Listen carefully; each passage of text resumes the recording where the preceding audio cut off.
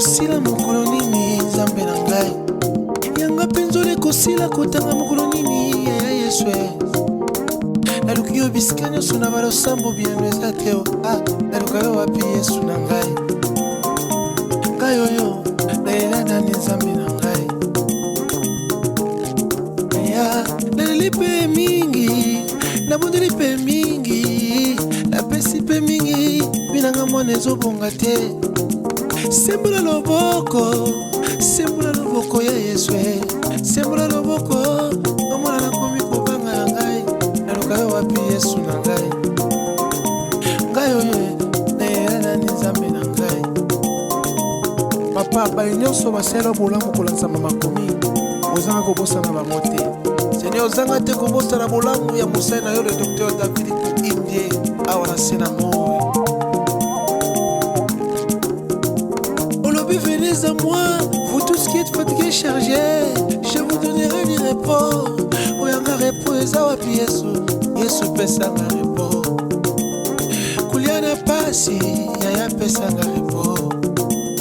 Olata na pasi, Yesu pesanga repos. Je poussani bandeko, pesanga repos.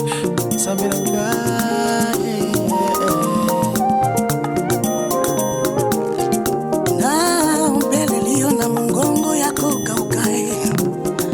Belelio lokola batime pembeni na nzela kape na belelio na mongongo ya kolela nalongwe pembeni na nzela na ye na nzela yoka ngai oza wapi yepo wanzambi wa butunge kambi wa nichilobo Jegompala kwebe Jelmwiba chintu cha mutwe Jelmwanga chintu cha mutwe Wachinchishoto Wachimakenga Nuku moyo wanembeya Lwagwe Lwagwe Lwagwe Lwagwe Lwagwe Baninga basupala Kaka kaloboko na litama Yanga libaleza wapye Yesue Baninga babote bane Yanga bana baza wapye yaya nanga Dongula soni nanga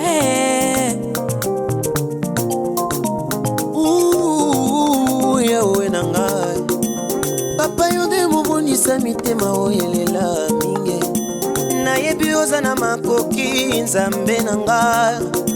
Kawusa bapota mitema Yesu Loba seli loba moko Moina ngebika Yesu